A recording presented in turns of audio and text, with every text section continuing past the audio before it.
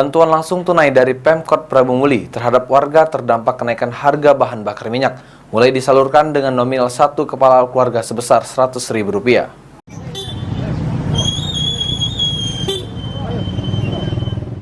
Penyaluran BLT BBM di Kota Prabu Muli mulai dibagikan secara langsung kepada masyarakat yang kurang mampu dan belum pernah sama sekali mendapat bantuan.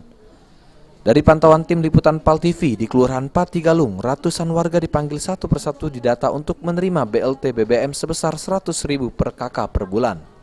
Lurah Patigalung Sukardi mengatakan, dari 20 RT yang ada di wilayahnya, total kurang lebih 515 kepala keluarga menerima BLT BBM. Pemberian bantuan ini merupakan tahap pertama dan akan berlanjut sampai 3 tahap.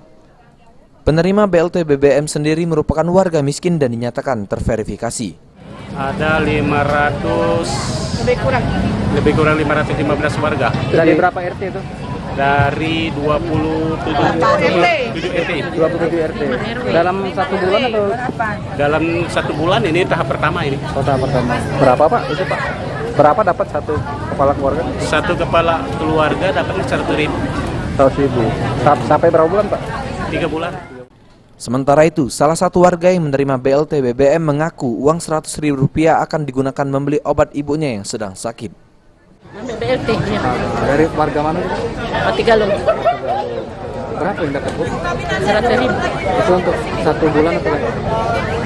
Untuk 1 bulan lah beli obat-obat. Caranya nak ditabuk duitnya? Ya untuk obat-obatan lah tua lah yang dapat ini. Beli obat. 80 lebih.